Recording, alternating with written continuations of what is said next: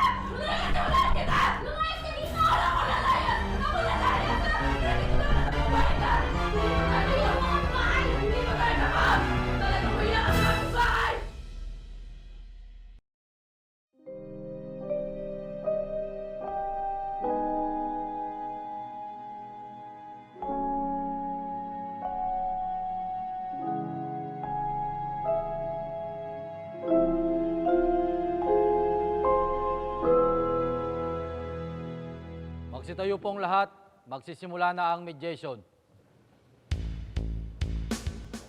Ang nais ko lamang mapakinggan ay pawang katotohanan, buong katotohanan, walang labis, walang kulang. Mangyaring maupo na po ang lahat. Ang nagrereklamo, anong yung pangalan? Alma Sibilia po. Ilang taon na? 35 po. Saan nakatira?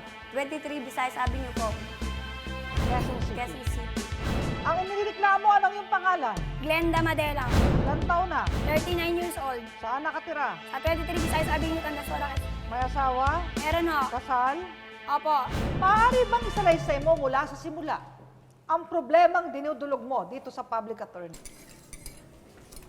Oh, sweetheart, halika. Oh, itong kape mo, oh. Uy, salamat si Tart ha. Nagdala mo talaga ako. Oh, ikaw, bunso. Pag nag-aral ka na, kailangan maaga ka gumising, ha? Kasi hindi ko kayo maasikaso lahat. Siya nga pala, sweetheart. Nakausap ko na yung bagong lilipat ng bahay. Mukhang mabait naman. Yun nga lang, asawa niya may sakit na cancer. Cancer? Kawawa nga eh.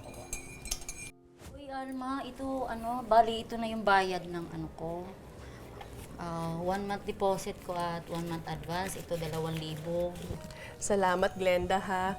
Alam mo, Glenda, kaming mag-asawa, madali lang naman kaming pakisamahan eh. Pag may kailangan ka lang, andito lang naman kami sa taas. Total, andyan ka lang din sa baba, di ba? Siya nga pala, sinong kasama mong lilipat? Asawa ko. Kaso, nakaratay na siya stage 4 na kasi yung throat cancer niya. Sige, tuloy na ako. Hakutin ko pa yung mga gamit. Uy, Mare. Oh, Mare. Mare, pabor naman, no. Pwede bang pakibantayan muna mo yung mga bata habang may labada ako? Total, darating naman si kumpare mo ngayong tanghali paghahanda ng mga pagkain yung mga bata. O sige, Mare. Ako nagbahala sa mga bata. Uy, salamat, Mare, ha. Talagang maaasahan talaga kita. Sige, Mare, sige, sige. salamat, ha. Ikaw nang bahala sa mga bata, ha. Okay, ingat. Ingat ka, Mare, ah.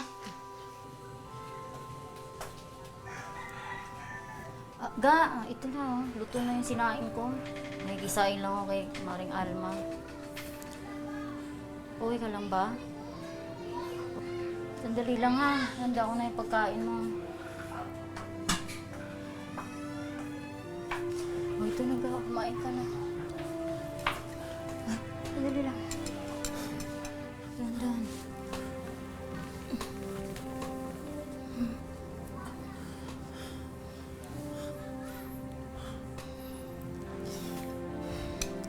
Kain ka ha. Kailangan mo to.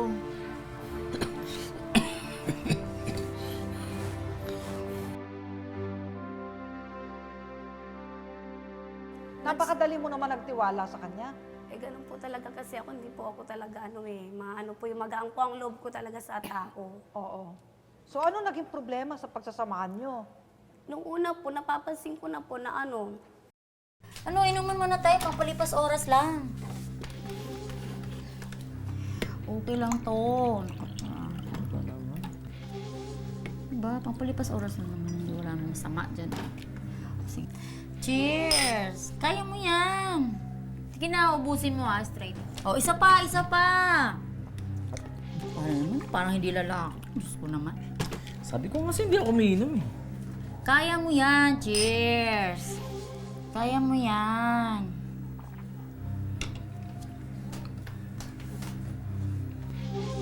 O ano na?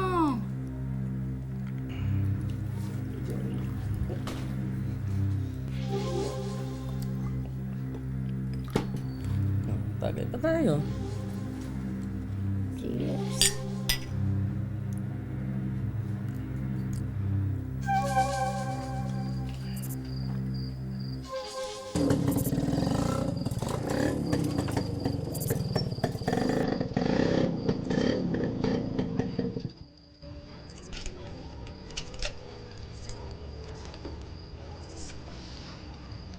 Oh, Mare.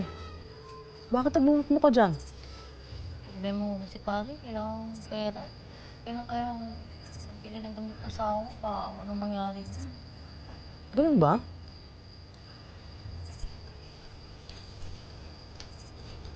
Oo, ayan. Teka. Meron akong konti dito. Gamitin mo muna. Ha? Sige na. Talaga? Naku pare, salamat talaga pare. Malaking tulong na to.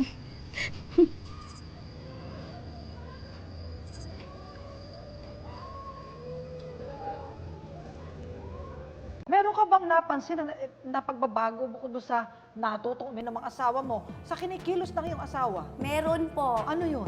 Ano po, yung kinikita niya po, kulang na ibinibigay sa akin. Dati-dati magkano kada? Dati po kasi magdamag po siya bumabiyahe. Babiyahe po yan ng alas 10 ng umaga, uwi ng alas 2 ng madaling araw. Oo, magkano kinikita? Binibigay po sa akin 600, 500 malaki, yung 600. pinakamababa. Dati-rati kahit pagod na pagod dyan, maglalambing yan, magpapatimpla pa ng kape. Ngayon hindi na kape, bulagta na lang. Bukod na sa lasing, nalunod na sa kasarapan. Baka kasi bungangera ka kasi at di mo inaasikaso yung asawa. Okay, ang asikaso ko ang asawa ko, no? Magtatagal ba kami ng 16 years kung di ko asikaso yan? Pabili po. Mare, Ate, Mare. pabili. Mare, alika Mare, may sasabihin ako sa'yo. Ano yun, Mare? Alam ba si pare, nandyan na naman, andyan. Ako, aga na namang umuwi. Andyan nga, oh. Ayan ka na naman, Mare. Ginugulo mo na naman ng utak ko. Chismis na naman yan. Ay, naku Mare, totoo yan. Nandyan nga yung tricycle, tingnan mo. Bakit nandyan? Asan si pare? O, di ba wala? Wala? O, asan? Ko sa'yo, wala si pare. Mare. Mare. Andyan ba yung asawa ko? Kasi andyan yung tricycle niya pero wala naman siya sa bahay eh. Asawa mo, paano naman mangyari papunta dito yun? Nasa Mari, natutulog asawa ko. Ha?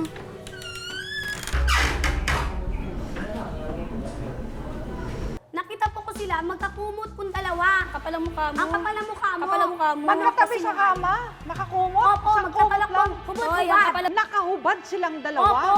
Natutulog na sila o katatapos lang o may gagawin pa sila? Mag-uumpisa pa lang po kasi po, hawak-hawak pa po nila yung face towel. Wala ka nakikita. May face towel, maliligo ba sila? Hindi po, pampunas po siguro. Kasal ba kayo ng asawa mo? Opo, 16 years na po. Ay, itong si Glenda, kasal din sa asawa niya. Ay, kasal din po yan. O, teka, pinausap po ba ang asawa mo na masinsinan dito? Bakit ganyan? Hindi po, nung pagkahuli ko po sa kanila, lumayas na po yung asawa ko, hindi na bumalik. Asawa niya? Opo.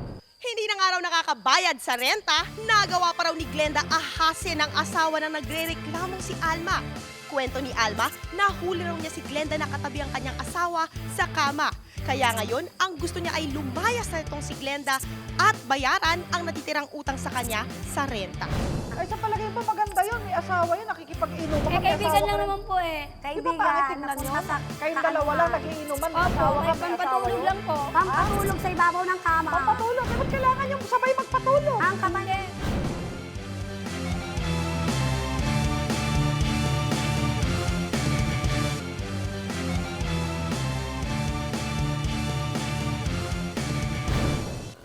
Ako Walang ya talaga tong babae na to. Ang kapal talaga ng mukha. Nilandi pa yung asawa ko. Glenda! Hoy, babae, lumabas ka dyan! Glenda! Hoy! Ikaw, ang kapal-kapal ng pagbumukha mo, no? Hindi na nga kayo nakakabayad dito sa paupahan namin. Inaas mo pa yung asawa ko! Ay, hindi ako maalis dito. Ay, ang kapal ng mukha. Nakita mo naman ang kalagayan ng asawa ko, tsaka wala akong pera para makalipat. Wala akong pakialam sa asawa mo. Ano gusto mo? Magmakaawa pa ako sa'yo para lang umalis kayo? Glenda! Ilang buwan ang di nakakabayad ng upa itong si Glenda? Nag-umpisa po ng February. Nako, Tsaka March. maglit Yan. tatlong Up to buwan now, na. hindi na Bakit kaya nakakabayad. hindi nakakabayad ngayon? Eh, walang pera. Wala na siyang mahututan sa asawa ko eh. Anong wala? Ang kapal ng Naglalaba mukha ako pa mo. minsan-minsan, ano, Ano Alma? paglalaba mo? Magkano lang yun?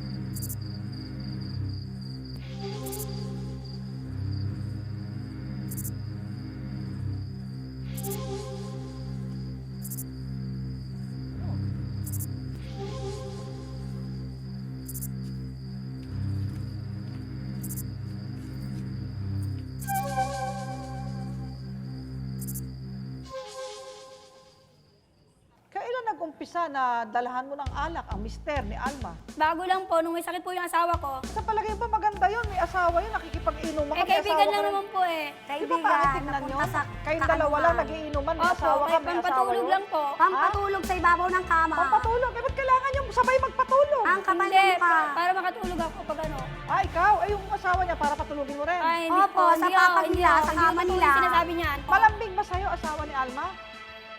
Hindi ako lang kasi ano eh. Ah, ikaw malambing ka sa kanya.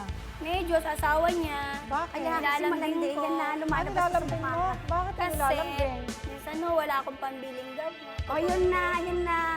Yan Pagkatapos naman. nun, anong binibigay sa'yo ng asawa niya? Pera ho, Pera? inutang Bayad. po yung pag ano. Bayad Ano naman. Anong gusto mo? Siya yung bumalik siya o dito kay Alma? Eh kung saan ang gusto ng asawa niya.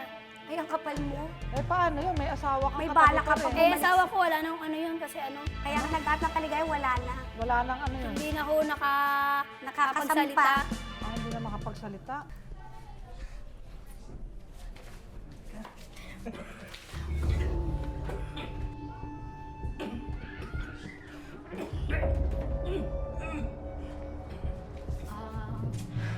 Gising ka na pala. Napadaan lang si kumpare. Pare, tama. Pare, muna ako.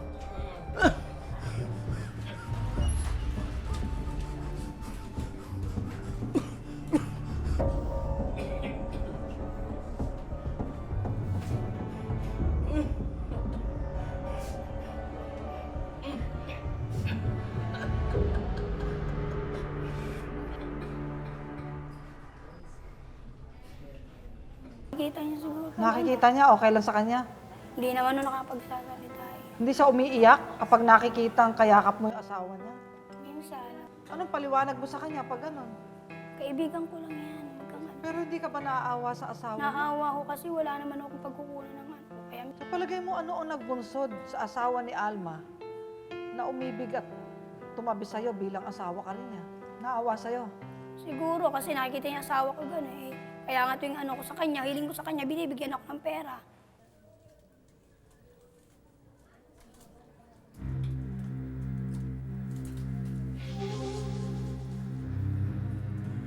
Aray, Oo. aray. Ano yan? Ano problema? Eh, pwede sana makahiram sana ako ng ganito. Wala lang talaga ako. 300 ba ka mo? May problema dyan. Sandali lang. Kukuha lang ako sa kanya. Sandali lang. Diyan ka lang, ha? Ay, ano ba? Pasensya na, Lasing ka na, pasensya na. pare, ah. Sandali lang. Tayin mo ako, ha? Dahan-dahan. May Asawa mga sinasabi bang laban kay Alma itong asawa niya sa'yo? Hindi naman eh, basta gusto ko ng asawa niya eh. Kaya nung nagkain laban na kaming dalawa. Kasi nilalasing mo yung Eh asawa kasi ko. bungangera ko siguro yan. Sabi na sa akin, Nilalasing mo bungangera yung asawa ko. Nagsasabi pa siya ng I love you sa'yo? Ay, syempre. Ha? Nagsasabi ng I love you? Hindi. Ano kasi Sobra pa ho. O, paano Ang kaya kapal sinasabi ng ang I love you sa'yo? I love you. Mamaya mag-inom Ang ulit kapal tayo. ng mukha mo. Mamaya mag-inom ulit tayo. O, sige. Ay, kinikilabutan ako! Teka muna! Sa palagay mo ba, Ate Glenda, wala kang nagagawang kasalanan sa nangyayari? Anong kasalanan nagagawa mo? Ang kasalanan ko sa Diyos at saka sa kanila. Sa palagay mo, hindi mo ikaw ang naging dahilan para mawasak ang tahanan niya? Ako po. Ikaw ang nagwasak? Oo. Sa palagay mo, anong solusyon para mabuo uli ang tahanan nitong sila? Makulong yan. Solusyon. Aminado si Glenda na may namamagitan sa kanila ng asawa ni Alma. Naging sandalan niya raw kasi ito nang magka-cancer ang kanyang asawa. Naapi mo yung asawa mo. Naapi mo yung 10 anak nito. Naapi mo si Alma. Nawasak mo tahanan nila.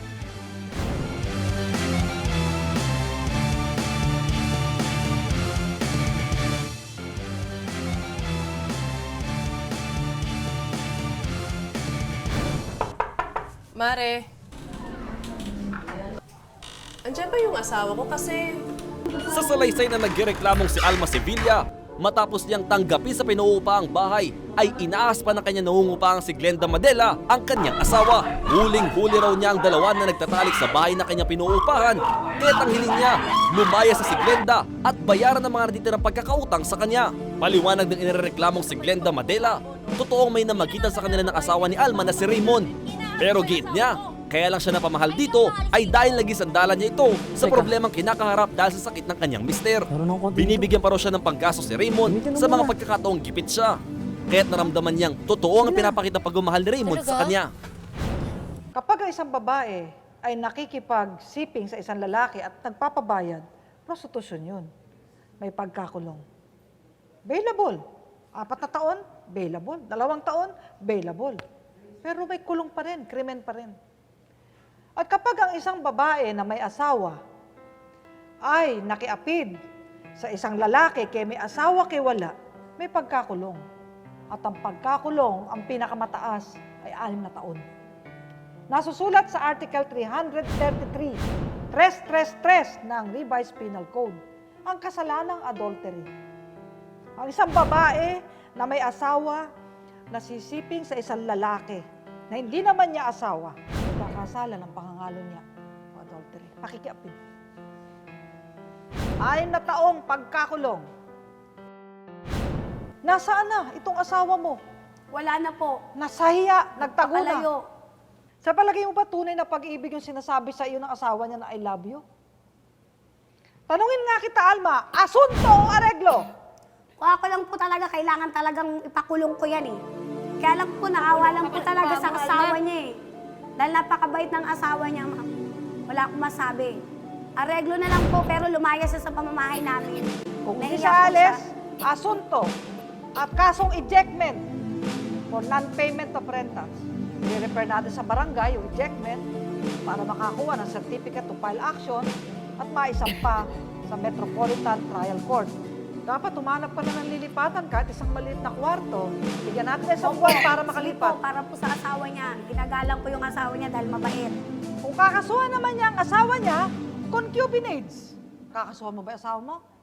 Hindi po. Paano naman kami yung mga anak niya kung kakasuhan ko? At saka palagay mo, natukso lang ang asawa mo. Opo, natukso Kasi inamin ka. niya, nanligawan niya. Nanligaw. Eh, palay po yung lumalapit, hindi po tutuka, gutom. Ang kondisyon sa'yo ni Alma, umalis ka sa bahay na yan para makabalik na ang asawa niya. Dahil ang kondisyon ng asawa niya para umuwi sa kanila, wala ka na doon sa bahay na yon. Para hindi na sa matukso. 15 araw mula ngayon, namanap ka na ibang titirahan, lumipat kayo mag-asawa. Sa loob ng 15 araw mula ngayon, hindi kayo lilipat, ituloy ang asunto. Opo. At lubayan mo na ang asawa naman itong si Alma. Alma, patawarin mo na ako sa mga ginagawa kong kasalanan. Ako, mabait akong tao, may pinagsamahan tayong dalawa. Hindi porke nag-away tayo, ganun na lang yun. Andun pa rin, may puso pa rin akong mamon. Pero, mangako ka para lang sa pamilya namin. Kung kinakailangan, umalis ka. Dahil paano naman yung mga anak ko? Walang kita ang tricycle, wala pang kita yung pinaupahan ko. Eh yung labada ko, para lang sa isang araw na kainan lang. Imo-monitor ng public attorney kung umalis ka na sa loob ng 15 araw mula ngayon. Kapag hindi ka umalis, ihahanda namin ang asunto laban sa'yo. Aasahan ko ba, Glenda, ang iyong pangako? Opo. Sa puntong ito, tawagin na natin si Atty. Dacpano para sa inyong kompromiso. Una, nangangako si Glenda na lilisayin na nila ng asawa niya ang bahay ni na Alma at ng pamilya nito sa loob ng 15 araw mula ngayon. Ikalawa, hindi na rin muli pang makikipagrelasyon si Glenda sa asawa ni Alma para mabuong muli ang pamilya ni na Alma at ng 10 anak niya at ng kanyang asawa. Ikatlo, kung hindi lilisanin ni Glenda at ng asawa niya ang bahay ni na Alma, ay kakasuhan ni Alma si Glenda ng kasong ejectment at kakasuhan din siya ng kasong adultery sang-ayon sa Revised Penal Code. Kaya lagi nating tatandaan, pagdating sa batas, lahat patas. Ito ang inyong public attorney. Tapos na po ang ating mediation.